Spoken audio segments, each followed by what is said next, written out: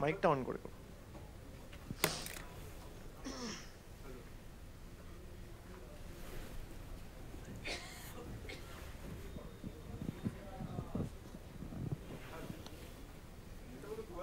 সালের পর থেকে রাজ্য জুড়ে প্রচুর স্বাস্থ্য পরিকাঠামো, হাসপাতাল এগুলো তৈরি হয়েছে। আপনি মানেই একটা নতুনত্ব, সেটা আন্দোলনের ক্ষেত্রে হোক, স্ট্র্যাটেজির ক্ষেত্রে হোক। কোভিডে আমরা ডায়মন্ড হারবার মডেল দেখেছিলাম। এই যে স্বাস্থ্য ক্ষেত্রে যতটুকু আমরা ঘুরে ভেতরে দেখলাম, এই ধরনের পরিষেবা অনেক সময় অনেক স্বাস্থ্য কেন্দ্রে পাওয়া যায় না, সরকারি স্বাস্থ্য কেন্দ্রে। আপনি কি কোথাও একটা নিদর্শন তুলে ধরতে চাইছেন যে মডেল কেমন হওয়া উচিত? ডায়মন্ড হারবার মডেল কি স্বাস্থ্যক্ষেত্রে একটা মডেল হিসেবে তুলে ধরতে চাইছে? যে কোনো প্রচেষ্টাই একটা নিদর্শন। আমি চেষ্টা করেছি যে যারা আসবে, যে কোনো টেস্ট যদি করাতে চায়, আমরা মডেল ক্যাম্পে যেমন আলাদা করে চোখের টেস্টের ব্যবস্থা করেছি, আমরা ঠিক তেমন ওরাল কেয়ারের ব্যবস্থা করেছি। আমরা চেষ্টা করেছি, এবং রাজ্য সরকার গত 14 বছরে যেভাবে কাজ করেছে, একের পর এক মাল্টি সুপার স্পেশালিটি হাসপাতাল, প্রাথমিক স্বাস্থ্যকেন্দ্র, এগুলো তো কিছুই ছিল না। রাজ্য সরকার তার সামর্থ্য অনুযায়ী চেষ্টা করেছে, এই বিপুল ঋণের বোঝাকে মাথায় নিয়ে কাজ করেছে। এবং এক একটা ব্লকে এক একটা প্রাইমারি হেলথ সেন্টার হয়। আমরা চেষ্টা করেছি সেটাকে ভেঙে আরও নিচু স্তরে নিয়ে গিয়ে 6টা-7টা বুথ করে এক একটা ক্লাস্টার তৈরি করে এক একটা স্বাস্থ্য শিবির তৈরি করেছি, যে একটা স্বাস্থ্য শিবিরে 6টা বুথ 7টা বুথের লোকেরাই যাবে, আবার 6টা বুথ 7টা বুথ, অর্থাৎ একটা জিপিতে 3টে করে 4টে করে আমরা শিবির করেছি। এটা কোথাও হয় না। এই প্রচেষ্টা আমি চাই সমগ্র ভারতবর্ষকে পথ দেখাক। যে কোনো ভালো জিনিস সবাই গ্রহণ করতে চায়, যে কেউ গ্রহণ করতে পারে। রাজ্য সরকার তো মানুষের জন্য কাজ করেছে। এই যে বিনামূল্যে চিকিৎসা পরিষেবা, স্বাস্থ্যসাথী কার্ড, এগুলো কে করেছে? আয়ুষ্মান ভারত তো আরও তো অনেক পরে এসছে। পথ দেখিয়েছে বাংলা, মামাটি মানুষের সরকার। আর আয়ুষ্মান ভারতের ক্ষেত্রে হাজার একটা এলিজিবিলিটি ক্রাইটেরিয়া রয়েছে। স্বাস্থ্যসাথী কার্ডের ক্ষেত্রে কোনো এলিজিবিলিটি ক্রাইটেরিয়া নেই। আপনার হাতে মোবাইল ফোন থাকলে আপনি আয়ুষ্মান ভারত পাবেন না, স্বাস্থ্যসাথী পাবেন। আপনার বাড়িতে টিভি থাকলে আপনি আয়ুষ্মান ভারত পাবেন না, স্বাস্থ্যসাথী পাবেন। আপনার বাড়িতে 2 চাকার মোটরসাইকেল থাকলে আপনি আয়ুষ্মান ভারত পাবেন না, স্বাস্থ্যসাথী পাবেন। রাজ্য সরকার যথেষ্ট তৎপরতার সাথে কাজ করেছে। আমি আমার মতো করে চেষ্টা করেছি। আমার প্রধান দায়িত্ব, দায়বদ্ধতা, কর্তব্য ডায়মন্ড হারবারের মানুষ যারা আমাকে নির্বাচিত করেছে তাদেরকে পরিষেবা দেওয়া। আমি সমগ্র বাংলাকে আমার পরিবার মনে করি। কোনো জনপ্রতিনিধি যদি কোনোভাবে আগামী দিন এই কর্মসূচি আয়োজন করতে চায়, আমি সাহায্যের হাত বাড়িয়ে দেবো। আমি তো বললাম, আমার কোনো অসুবিধা নেই।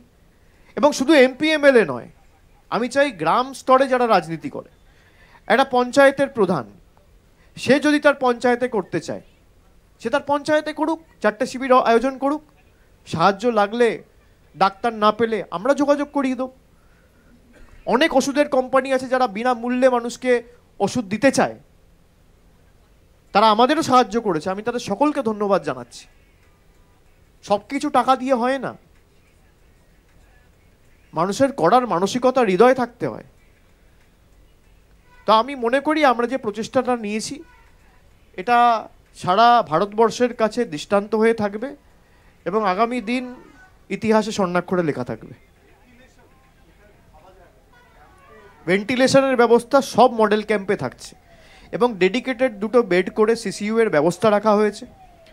যদি সেখানে কোনো রকম কোনো এমার্জেন্সি কেস আসে, সঙ্গে সঙ্গে অ্যাটেন্ড করার জন্য প্রত্যেকটা মডেল ক্যাম্পে ভেন্টিলেটরের ব্যবস্থা রাখা হয়েছে। আর কারোর কোনো প্রশ্ন? I have a question which is not related to the camp. Recently, with the situation in Bangladesh, there has been number of terrorists who have been arrested from Bengal, and one last week in Canada.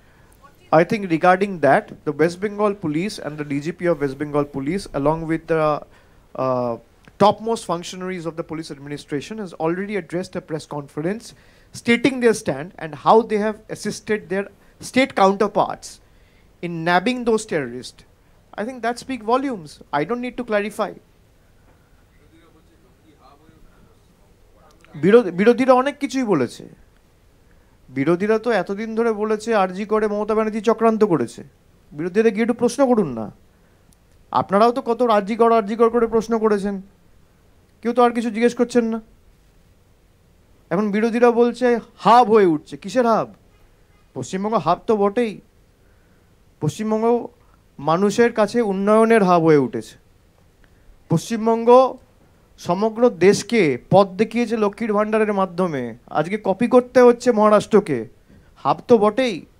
শিক্ষার hub, স্বাস্থ্যর hub, ভালোবাসার hub, সম্প্রীতির hub, সংহতির hub, ধর্মনিরপেক্ষতার hub, সংস্কৃতির hub, সৌভ্রাতৃত্বের hub.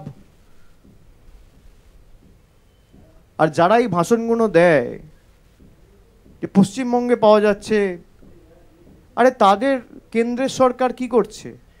Vote নেই বলে এখন বাঙালিদের বা বাংলাদেশে যারা হিন্দুরা রয়েছে সেখানকার যারা সংখ্যালঘু, এত বড় বড় ভাষণ দিয়ে সিএ আমরা আইন করেছি, নাগরিকতা দেবো, এখন তারা যে অত্যাচারিত হচ্ছে তাদের বিরুদ্ধে কোনো রকম ব্যবস্থা, তাদের যারা অত্যাচার করছে তাদের বিরুদ্ধে কোনো রকম ব্যবস্থা কেন্দ্র সরকার নিচ্ছে না কেন? নির্বাচন নেই বলে? আমি প্রশ্ন করতে চাই যে 5 তারিখ অগস্ট মাসে যে ঘটনাটা, যে নৈরাজ্য বাংলাদেশে শুরু হয়েছে, আজকে August, September, October, November, December, 5 মাস হয়ে গেল। 5 মাসে 5 মিনিটের জন্য কেন্দ্র সরকারের সময় হয়েছে মানুষের জন্য ভাববার, কিছু করার? এ তো অভিযোগ ছাড়া কিছু নেই। সন্দেশখালিতে বলেছিল না এই হাব হয়েছে, তাই হাব হয়েছে। সন্দেশখালির মানুষ একদম মুখে ঝামা ঘষে দিয়েছে। বসিরহাট লোকসভা 3.5 লাখ ভোটে তৃণমূল জিতেছে। যত কুৎসা হয়েছে, উন্নয়নের জয়ের ব্যবধান, মানুষের আশীর্বাদ, ভালোবাসা তত বেড়েছে। যত কুৎসা হয়েছে, যত চক্রান্ত ষড়যন্ত্র হয়েছে, মানুষ তত আশীর্বাদ করেছে। মামাটি মানুষের সরকারের গোড়াকে আরো শক্তিশালী করেছে। এদের কাজই চক্রান্ত করা, করুক। এত বড় বড় ভাষণ না দিয়ে কেন যাচ্ছে না দিল্লিতে? দিল্লিতে গিয়ে একটা প্রতিবাদ সভা করে দেশের প্রধানমন্ত্রী সহ, দেশের বিদেশ মন্ত্রী সহ, স্বরাষ্ট্রমন্ত্রী যার অধীনে দেশের সীমা রয়েছে, বর্ডার রয়েছে, তাদেরকে কি কেন অনুরোধ করছে না? বর্ডার সিকিউরিটি ফোর্স কি করছে? যদি কেউ বাংলায় ঢোকে, এই তো কিছুদিন আগে দেখেছেন ত্রিপুরায় এতজন ধরা পড়েছে, ত্রিপুরা